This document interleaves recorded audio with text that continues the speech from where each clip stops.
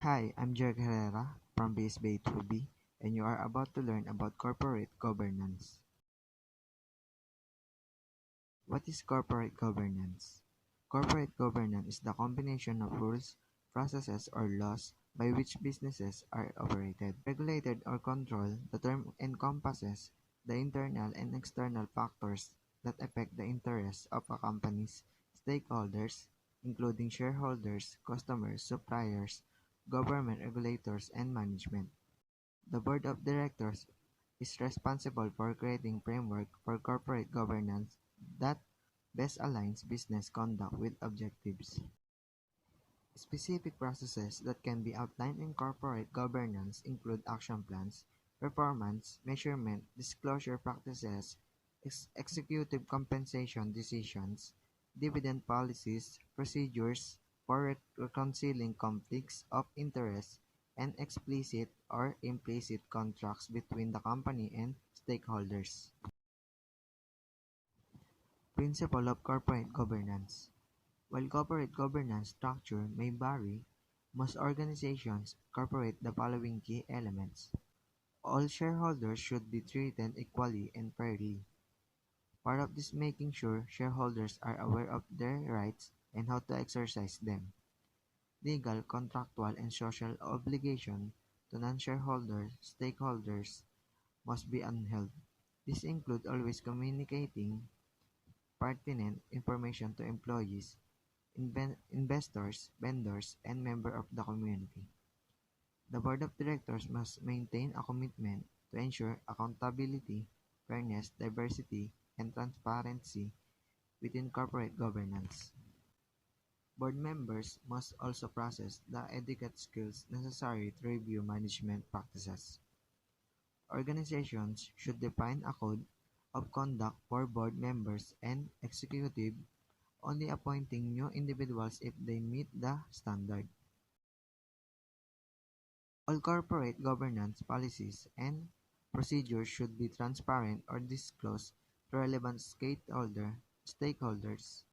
Corporate governance is the combination of rules, processes, or laws by which businesses are operated, regulated, or controlled. One purpose of corporate governance is to implement a check and balances system that minimizes conflict of interest. Conflict typically arises when the two involved parties have opposing opinion on the way the business should be conducted. Since a board of directors is typically a mix of internally and externally involved members. Corporate governance is a non-biased way to approach conflict. Corporate governance and board of directors. The board of directors is primary direct stakeholder influencing corporate governance. Directors are elected by shareholders or appointed by other board members and they represent shareholders of the company. The board is tasked with making important decisions such as corporate officer appointments, executive compensation, and dividend policy. In some instances, board obligations strength beyond financial optimization, as when shareholder resolution call for certain social or environment concern to be prioritized. The board of directors play a vital role in development of corporate governance policies. It needs to engage with the management of the businesses to provide clarity of strategic purpose. Developing and setting a clear strategy and then implementing it effectively are vital to any organization's success. Shareholders also play an important role in governance as they need to ensure the right directors are appointed to their board. The 4 Ps of corporate governance. 4 Ps of corporate governance, the guiding philosophies behind why governance exists and how it operates. People come first in the 4 Ps because people exist on both sides of the business equation. They are the founder, the board, the stakeholder, and the consumer, and impartial observer. People are the organizer who determine a purpose to work towards, develop a consistent process to achieve it, evaluate their performance outcomes, and use those outcomes to grow themselves and others as a people. Purpose. Purpose is the next step.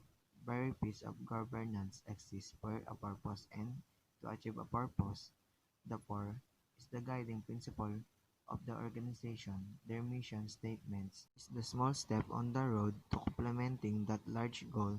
It might seem pointless to type up minute for a meeting that felt irrelevant, but those minutes and all the others governance from that meeting contribute to making the business effective at achieving its started purpose.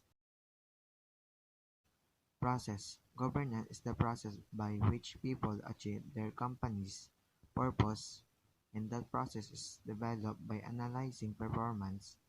Processes are refined over time in order to consistently achieve their purpose, and it's always smart to take a critical eye to your governance processes.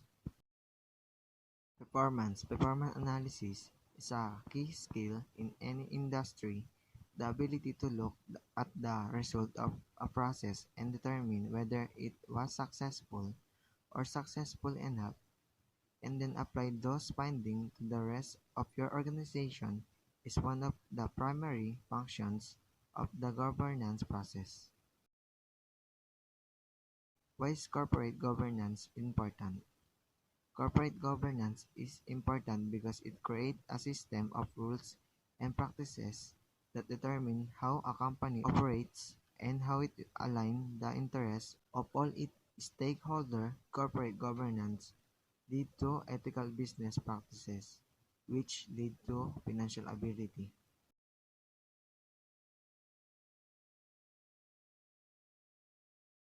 Thank you for watching. I hope you learned a lot.